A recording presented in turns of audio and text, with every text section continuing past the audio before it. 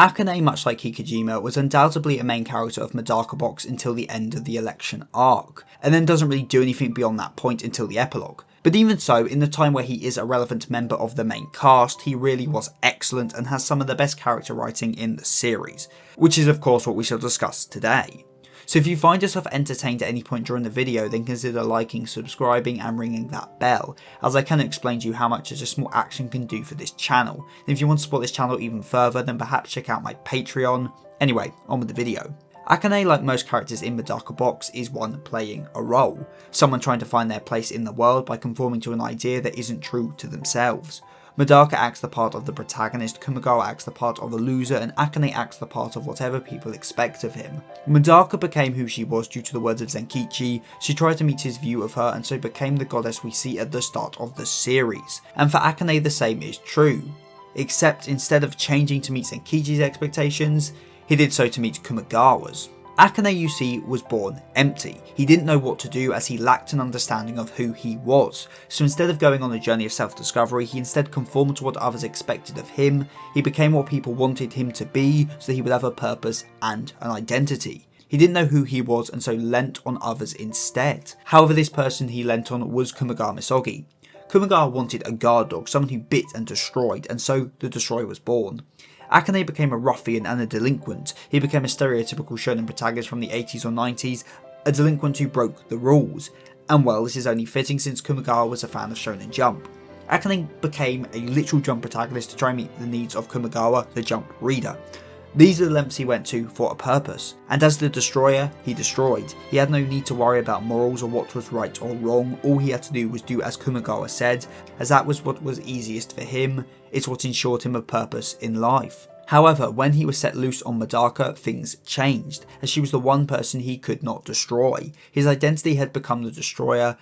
That is who he believed himself to be. However, a Destroyer who cannot destroy is no Destroyer. Medaka broke apart the identity he clung to and showed Akane that even if he tried his hardest, he could never truly become the Destroyer. And although this could have been a wake-up call for him, to stop acting to meet others' approval, to stop playing roles, all he learnt was that the delinquent protagonist wasn't his purpose, and so he moved on to the shoujo love interest, the charming, talented prince who every girl falls for. If Medaka was a princess, a shoujo protagonist, then he would fill the role of her love interest of a prince for her to love. Once again, he is acting a part to try gain the appreciation of someone. He fell in love with Medaka because of her might, because of how much purpose she exuded. She was what he wanted to be, someone with a solid and never crumbling purpose in life. Which in hindsight is really quite tragic, since Medaka was in just as bad a situation as Akane in terms of her purpose and identity. She just didn't know it. And this is also why Medaka never returned his exchanges, because she was exactly what was wrong with him. She personified the issue of conforming to roles, the problem he had to face. But of course, as we all know, Akane does not remain like this. Throughout the story we see him develop. Through growing closer to his friends and being forced to make hard decisions for his friends, Akane finally began to understand who he was. Not a Destroyer and not a prince, he was Akune Kouki. The appearance of his future wife and superfan Onizuka is the clearest example of this development. She is someone who idolises him as the Destroyer, someone who has expectations of him. Now the old Akane would be sure to jump at the chance to meet her expectations. He'd become the Destroyer again to become what she expects of him, because he not only seeks an identity but also needs recognition of it. However, the Akane who meets Onizuka is not the Destroyer, and he knows he never will be. He could have acted the part, but he chose not to. He instead acted as him and nobody else. He made mistakes as himself and was true to them, as through meeting Medaka and seeing her struggles, he understood that there is no point in trying to be who people want you to be. You just need to be who you want to be. The fact Onizuka is so annoyed with him is a testament to just how different Akane and the Destroyer are.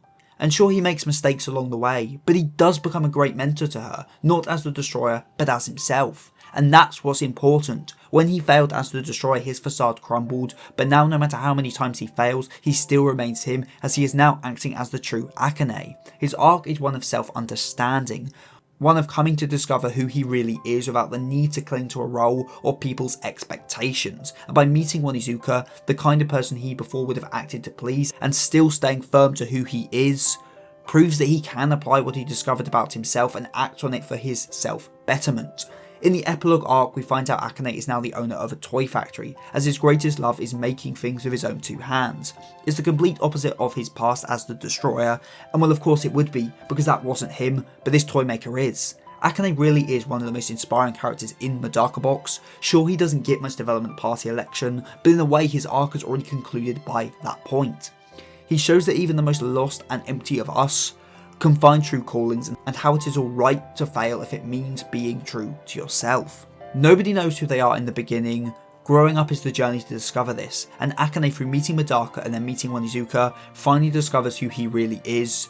Not a destroyer, nor a prince, just a toy maker called Akune Kouki. Comment of the week comes from Orkio, and thanks for the newfound support. If you're interested in my literary endeavours, then why not check out my books Gang, Fluid Justice and People of Fate Volume 1, available at Amazon.com. And if you want to go the extra mile in supporting this channel, then consider pledging to my Patreon, where for as little as £2.75 a month, you can get your name at the end of the video, like Hikari Desu, 7SO, Rinjak9696 and Dewey. So with all that said and done, I've been SephTheSin, the Deadly Sin of Geek, and I'm signing out. Stay safe, everyone.